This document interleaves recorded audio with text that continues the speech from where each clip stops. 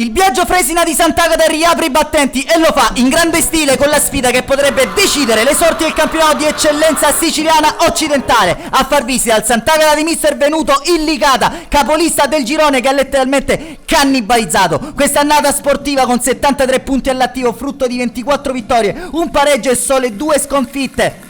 L'ennesima Aldino Liotta di Ligata per 2-0 sulla Parmonval a decidere le marcature di Maltese e Cannavò Sant'Agata che invece cerca disperati punti per restare agganciata al treno playoff dopo la vittoria di misura sul Pro Favara grazie alla marcatura alla 13ª stagionale di Santo Biondo. 11 punti separano il Sant'Agata dai racinari del Canicattì, ancora qualcosa da sistemare, dopodiché potrà portare il fischietto alla bocca il direttore di gara Fabio Saputo di Palermo proprio dai risvolti del primo possesso, recupero palla repentino delicata con Cannavò che imbuca per testa si deve sporcare i guantoni in grazia per evitare guai peggiori. Prosegue il forcing licatese con Convitto che cerca Cannavò nel cuore dell'area di rigore, non lo trova invece Assenzio il pallone al limite dell'area di rigore e predilige la soluzione di potenza che termina alta sulla trasversale e mette il naso fuori il Sant'Agata dall'altro lato con Bionto che trova sul versante opposto lo giudice che gli restituisce la sfera. Prova ad avventarvisi il numero 11 del Sant'Agata che anticipa Enea, ancora lo giudice in versione di assist, palla dentro per Saverino, atterrato così da Maltese, indica il dischetto senza alcun dubbio. Il direttore di gara ha saputo all'occasione Giorgio Cicirello di portare avanti i suoi, posiziona nervosamente il pallone sul dischetto.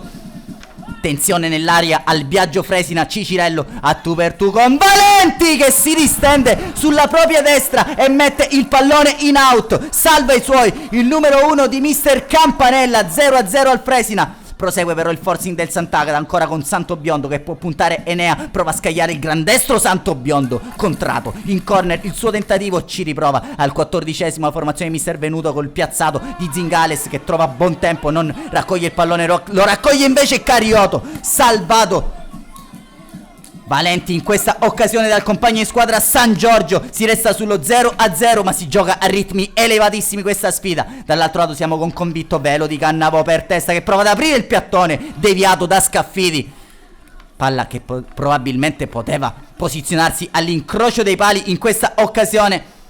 Potrebbe maturare il vantaggio delicata con Convitto, imbucata per testa, controllo delizioso di testa che colpisce il palo, la palla resta lì per Doda che mette dentro per l'inserimento di Assenzio, il vantaggio delicata, l'assist di Doda, ancora una volta Roberto Assenzio, ma che azione della formazione di mister Campanella. Controllo e tiro da capo, giro di testa che colpisce il legno, poi raccoglie il pallone Doda e la mette lì dove sa che troverà Roberto Assenzio che coi tempi giusti brucia a buon tempo per il vantaggio delicata. 0-1 ora al Biagio Fresina, prova a rispondere il Sant'Agata proprio nei minuti finali della prima frazione di gioco, ma il mancino tiro giudice si perde a fondo campo. L'ultima emozione è questo tiro piuttosto strozzato di testa. Dopodiché segue il duplice fischio, il direttore di gara ha saputo, guadagnano gli spogliatoi le due formazioni sul vantaggio delicata, ha firmato Roberto Assenzio. Il pareggio sarebbe stato più giusto, il Licata ha avuto 3-4 palle e gol, ma il Sant'Agata a parte il rigore ha avuto altre 2-3 palle e gol importanti e credo che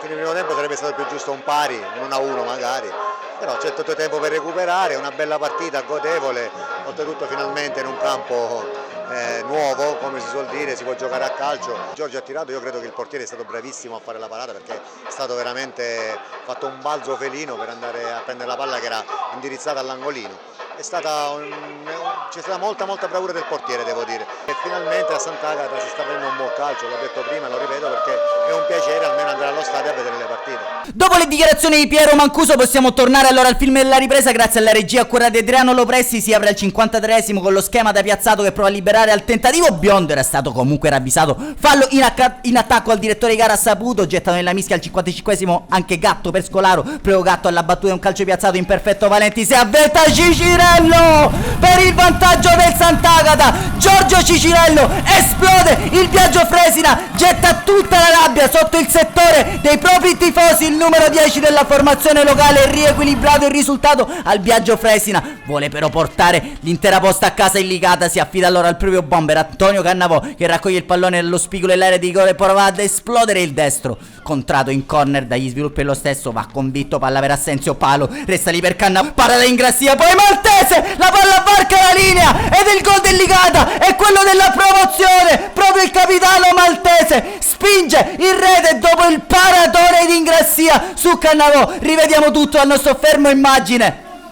Possibile che il pallone abbia varcato la linea di porta proprio quando Bontempo stava rigettando il pallone verso la linea mediana. Il Licata è di nuovo in vantaggio a segno maltese tra le proteste dei locali. Ora però c'è ancora un'azione con lo scarico di Cannavò per Asensio che allarga per Convitto per Cannavò. Non trova la via della rete il possibile 29esimo gol stagionale. Ci prova alla disperata allora il Sant'Agata dall'altro lato con lo Giudice che per poco non stava per trovare Cicirello nel cuore dell'area di rigore.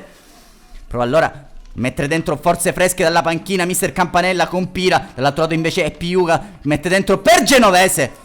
Pallone neutralizzato da Valenti che tiene lì la sfera. Nel finale allora prova a scatenarsi Cannavò. Gran gioco di gambe di Cannavò che serve per Rizzo. Ultimo disperato tentativo del Sant'Agata che mette dentro allontanata difesa il Licata e finisce qui. Il Licata torna in Serie D dopo un anno nell'inferno dell'eccellenza. Torna lì dove merita di stare questa società che ha cannibalizzato il girone A di eccellenza siciliana. 76 i punti all'attivo. Viola il Biagio Fresina proprio al battesimo dello storico impianto di Sant'Agata e va a prendersi anche gli applausi dello splendido pubblico del Sant'Agata. Ora è tutto vero, il Licata in Serie D. Per noi è stato un piacere raccontarvi di questa partita, cari amici appassionati. Da Claudio Costanzo e allora da tutto lo staff Wii Sport non resta che rendervi un saluto e darvi appuntamento alla prossima!